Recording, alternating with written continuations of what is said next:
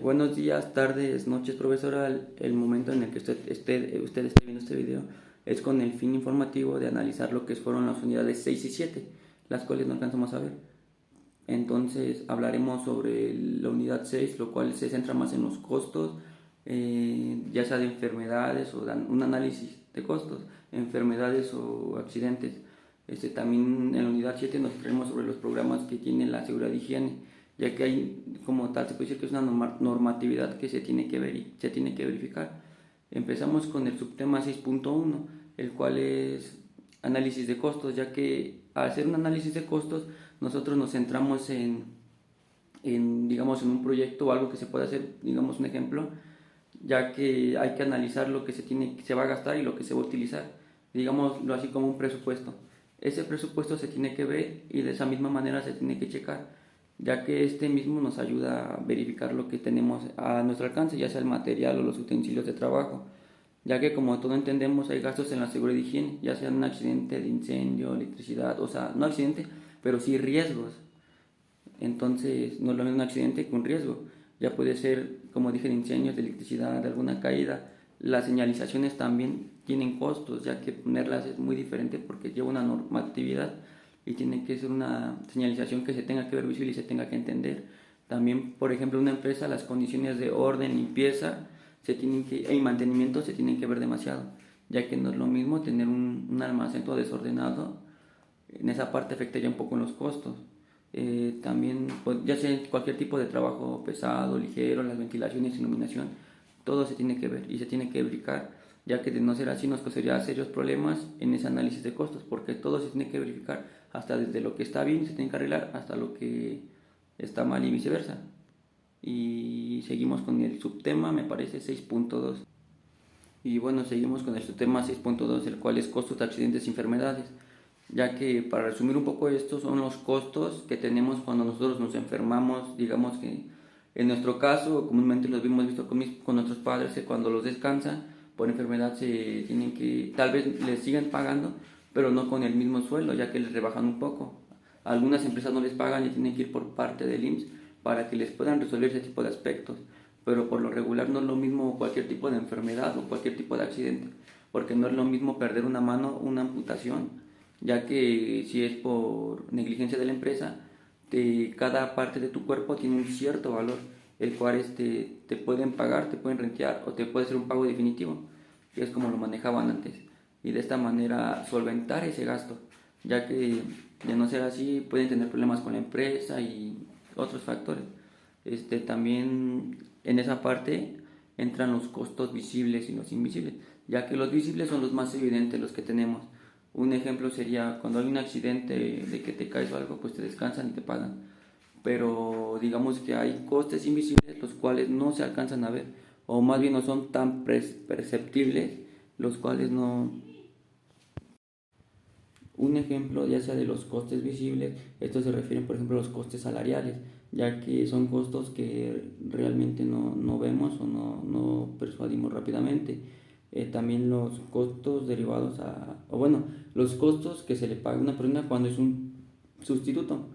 Esta persona se le paga ciertamente dependiendo de la labor de trabajo que esta misma tenga que hacer, y que realmente es algo, dependiendo de la manera, caro o barato, ya sea también por la incapacidad laboral, entre otras ocasiones, pero en sí es lo que más se basa esa parte de los costos por accidentes laborales y demás.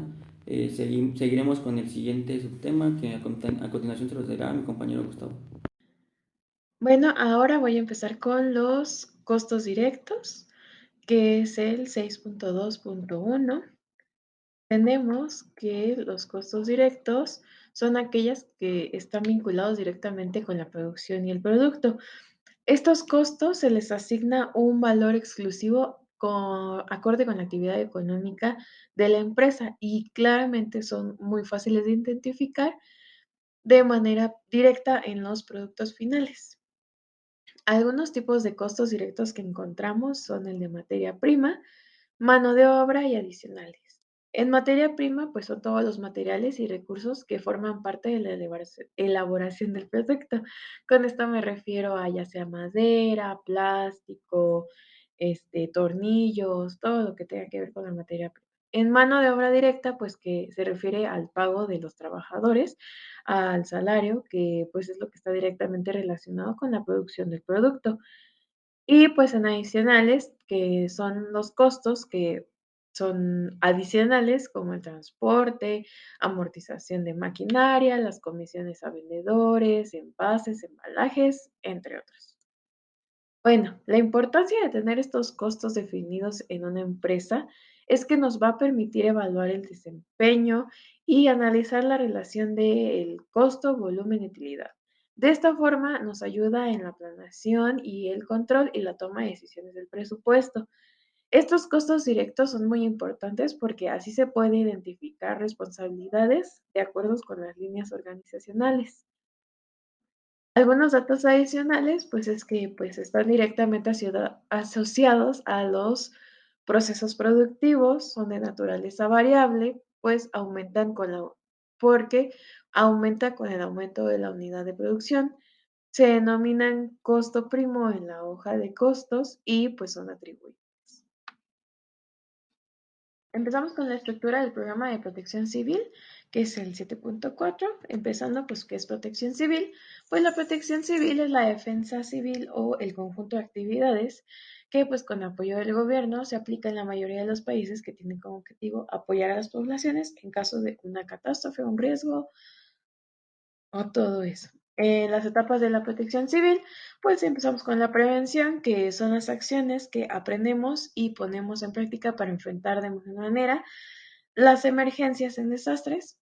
La mitigación, que pues son las acciones que se realizan antes de que se presente una emergencia o un desastre para disminuir los efectos que se puedan provocar en la comunidad. Después tenemos el auxilio, pues que son las acciones que realizamos durante la emergencia o el desastre, pues para ayudar a las víctimas que se hayan producido por este mismo. Después tenemos la recuperación, que son las acciones que se efectúan después del desastre. Y esto normalmente pues lo llevan a cabo las autoridades pues para que la vida diaria pues vuelva a funcionar.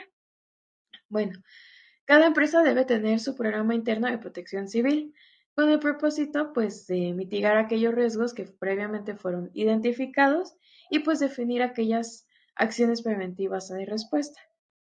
En este esquema de planeación, pues tenemos que, pues, primero se identifica el riesgo, después va la mitigación, las acciones preventivas y por último la respuesta. Bueno, el objetivo es establecer acciones preventivas y de auxilio, pues destinadas a salvaguardar la integridad física de los empleados y pues de las personas que pueden estar en las instalaciones. En la Ley General de Protección Civil, pues tenemos algunas obligaciones que pues debe tener este tipo de acciones que pues en el artículo 2 tenemos definición, en el 4 pues las prioridades políticas públicas, en el 21 pues que la unidad interna de protección civil pues sea de primera instancia de actuación, en el 39 pues el propósito del programa interno y pues en el 40 el alcance y sujetos obligados. En este mismo, pues tenemos en el reglamento de la Ley General de Protección Civil, pues algunas obligaciones. Está en el 74, pues que son los criterios que tiene que tener el programa interno. En el 75, pues la formalidad de la presentación escrita. En el 76, pues el contenido y las especificaciones. 77, pues es la promoción de este programa, pues para la verificación de cargo de las unidades de protección civil y pues las unidades internas. En el 78, pues las unidades internas responsables del programa interno y sus protocolos de respuesta y atención de emergencias. Y en el 79, pues el seguimiento y mejora del programa interno. En el artículo 39, pues tenemos que este programa interno se tiene que llevar a cabo en cada uno de los inmuebles de la empresa para mitigar los riesgos previamente identificados.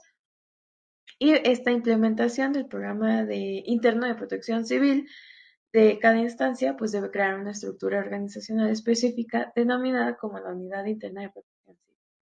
En el artículo 40, pues tenemos que los inmuebles de instalaciones fijas y móviles, ya sean de dependencias, entidades, instituciones, organismos, industrias o empresas, ya sea pertenecientes al sector público, privado y social, este deberá ser elaborado, actualizado, operado y vigilado por una unidad interna de protección civil, la que podrá ser asesorada por una persona física o moral que cuente con el registro actualizado correspondiente de acuerdo con lo que se establece en el artículo de esta ley.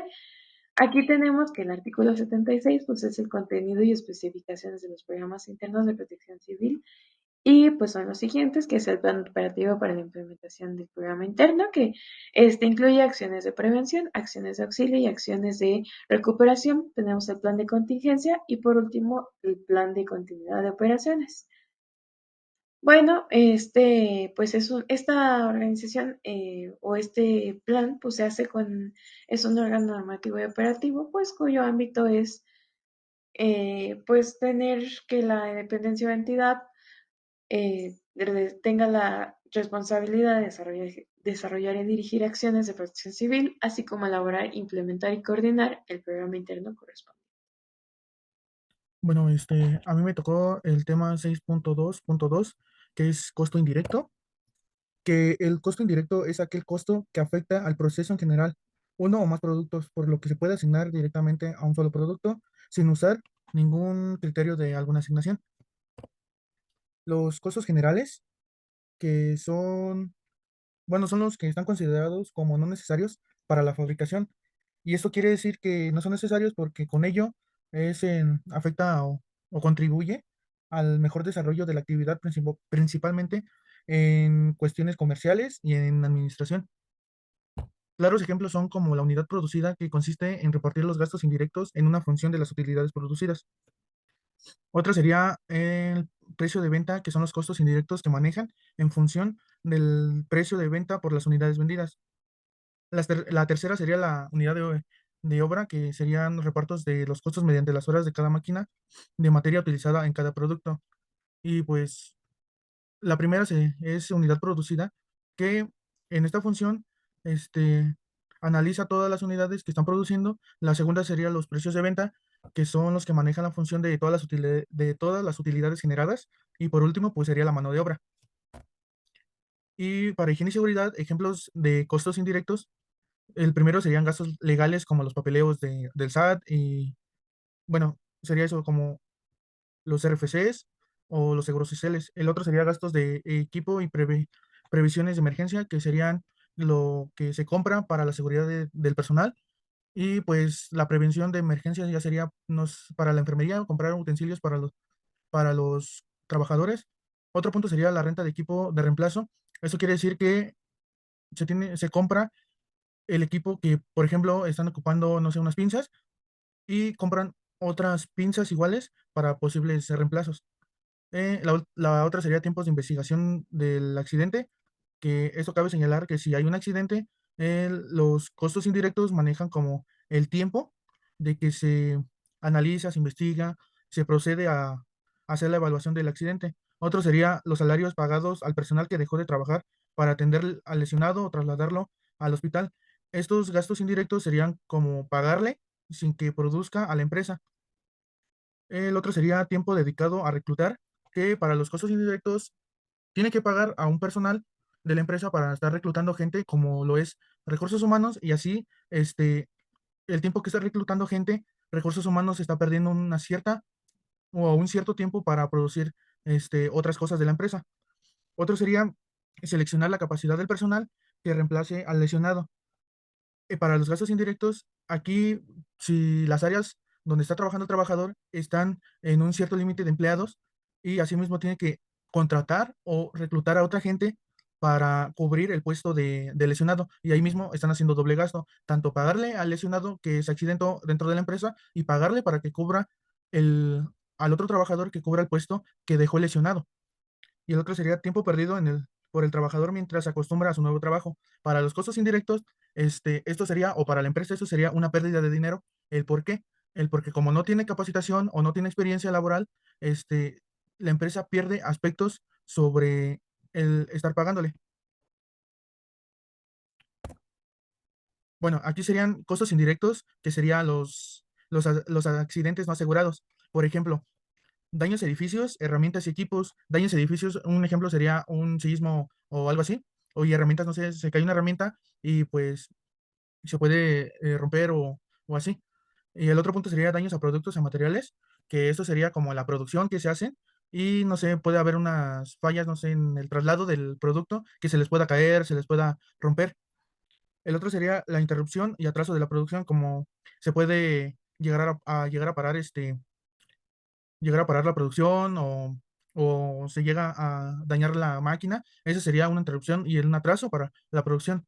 Costos del personal de reemplazo, como lo expliqué, sería pagarle a una persona que reemplaza a un lesionado. Otro costo indirecto o indirecto serían horas extras para recuperación de la producción. Estos cabe señalar que la empresa llega a perder dinero cuando los trabajadores trabajan horas extras de su jornada laboral. El otro sería tiempo del empleado para investigar el accidente. Como se los expliqué anteriormente, este, llegan a perder cierto tiempo de investigar, analizar y todo eso, y llegan a tener un atraso en la producción. El otro tema que me tocó es el 7.1, elementos básicos de un programa de seguridad. Un programa de seguridad es un plan que no solamente podemos establecer a cabo. Bueno, tiene como objetivo prevenir y reducir las pérdidas de riesgos en el trabajo para cualquier trabajador. Y pues, como se les digo, busca prevenir y reducir los riesgos laborales. Un programa de seguridad debe de ser o debe de contener la congruencia y el ajuste a la legislación laboral nacional. ¿Qué cabe señalar? Bueno, ¿qué quiere decir este párrafo o este anuncio? Que tienen que estar dentro de las normas mexicanas, dentro del programa de salud y seguridad en el trabajo y en la Constitución Política de los Estados Unidos mexicanos. La otra sería tener la factibilidad y la viabilidad del programa que sea recomendable para el trabajador y que se ajuste. La otra sería la aceptación y el apoyo de la dirección a los trabajadores para su participación en la actividad del programa, para que estén bien y no tengan un riesgo o un accidente de seguridad para un montacargas que lo implementa FEMSA, que en este caso es Coca-Cola, que los capacita para ver los señalamientos, las, los pictogramas, los anuncios y los reconocimientos, donde tienen objetivos, niveles de abstracción y tiempo de lectura, perdón, y tiempo de lectura. Y pues eso sería todo por mi parte. Tema 7.3, que es la estructura metodológica de los programas de seguridad e higiene. Esto es un conjunto de objetivos, acciones y metodologías establecidas para la prevención de las acciones que provoquen los accidentes de trabajo y enfermedades profesionales. Lo que se busca con esto es garantizar características personales de los trabajadores, de sus equipos y materiales que ocupan durante sus labores. Nos sirve para crear un entorno que promueva la seguridad y la higiene en la ejecución de las labores. ¿Qué se debe de cubrir? Esto debe de cubrir un plan de organización, que estos son las enfermerías, los equipos de primeros auxilios y los botiquines de seguridad que debe tener cada área. También está la prevención de riesgos físicos, químicos y biológicos. En esto se destaca el ruido y la iluminación. Brigadas de Protección Civil. 2, 3. El tema que vamos a conocer, que es las brigadas de protección civil, se encargan principalmente sobre... Bueno, principalmente ninguna empresa quiere tener un accidente, un incendio o algún tipo de percance donde se involucre que esté en peligro la vida de sus trabajadores, una empresa o algún particular. Para estos casos siempre se debe de otorgar o incentivar, o más bien debe de haber brigadas de protección civil para que haya una capacitación sobre las personas, en este caso de las que se encargan, para que en caso de alguna catástrofe sepan qué hacer. Resulta indispensable contar con un equipo de personas capacitadas para garantizar la correcta actuación de todo el personal en caso de una emergencia, igual salvaguardar la seguridad de las personas. Este equipo de trabajo integra una brigada de protección civil y tiene la importancia significativa del momento de prevenir, controlar y atender las situaciones extraordinarias que se pueden presentar. Estas que les explico tienen que brindar atención, auxilio a los trabajadores en general, de manera sistemática y organizada, delegar el trabajo dentro de la Brigada Especializada de Protocolos de Actuación puntuales que permiten atender diversas emergencias. Prevención y combate de incendios, evacuación, comunicación y apoyo psicoemocional, entre otras. También se encuentra participar de ejercicios y prácticas de simulacros programados y corregir las deficiencias del protocolo de actuación. Prevención y combate de incendios, evacuación, comunicación y apoyo psicoemocional, entre otras. También se encuentra participar de ejercicios y prácticas de simulacros programados y corregir las deficiencias del protocolo de actuación. La asesoría de protección civil se encarga del asesoramiento de la instrumentación interna de protección civil, vaya la redundancia, determinación de los procesos necesarios para saber qué hacer antes, durante y después de una emergencia, auxilio en la organización de la unidad interna y protección civil y las brigadas de emergencias para la instrumentación de programas internos de protección civil y sus procedimientos. También del análisis de riesgos internos, externos, croquis de señalamientos, equipos contra incendios, etc. Atención a visitas de inspección y verificaciones de protección civil, elaboración del diagnóstico del cumplimiento legal y legal sobre los incendios en caso de emergencia, auxilio de la empresa y plantación de acciones correlativas preventivas para que se atiendan exitosamente las inspecciones, gestión para el visto bueno de protección civil, realización de simulacros. Además, también la brigada constituye tomar capacitaciones específicas necesarias para una empresa, como la capacitación de brigada de primeros auxilios, capacitación de brigada de prevención de incendios y manejo de extintores, capacitación de brigadas de evacuación, capacitación de brigadas de búsqueda y rescate, capacitación para sismos y para huracanes. 3. Simulacros de evacuación. Un simulacro es un ensayo y una práctica sobre lo que se debe hacer en la forma de actuar en caso de una emergencia provocada por un temblor, un incendio, una inundación, huracán, entre otros. Los simulacros deben de efectuarse, de ser posible, en todo lugar que se pudiera sorprendernos, ya sea en casa, en el trabajo, en la calle, en cualquier lugar, escuelas, supermercados, etc. Realizar un simulacro tiene muchas ventajas. La primera de ellas es que podemos comprobar con anticipación si las acciones de preparación son correctas o eficientes y nos permiten corregir, en caso de ser necesario, las acciones requeridas para una mejor atención de la emergencia. Por otra parte, nos permite estar bien entrenados para actuar correctamente ante un desastre. Una ventaja adicional es que forma parte de la cultura de protección civil entre otros miembros de la familia y de la comunidad. Al estar en casa, los pasos a realizar en un simulacro de evacuación son los siguientes: imaginar algunas situaciones de emergencia probables en la localidad, elegir los lugares de la casa que tienen mayor resistencia en caso de que sea conveniente permanecer en ella, así como los refugios o lugares como los que preferimos llegar por ofrecernos mayores posibilidades de sobrevivir en caso de un desastre, identificar bien las rutas de evacuación que ofrecen mayor seguridad y rapidez para salir de casa o alejarse de los lugares de alto riesgo, fijar responsabilidades a cada uno de los miembros de la familia, quien desconecta la electricidad, el gas, quien va por el botiquín en caso de que sea necesario, o documentos y toda esa onda. Emitir la voz de alerta, recorrer las rutas de evacuación correspondientes, conducirse en orden, no correr, no empujar, no gritar, llevar al punto de reunión convencido, revisar que nadie falte y que todos se encuentren bien, y evaluar los resultados y ajustar tiempos y movimientos. En espacios públicos podemos efectuar casi lo mismo, pero encontrar los espacios de evacuación En caso de venir acompañado, pues nunca separarse y hacer caso a las instrucciones de protección civil, ya que seguramente va a ser un policía o alguien encargado.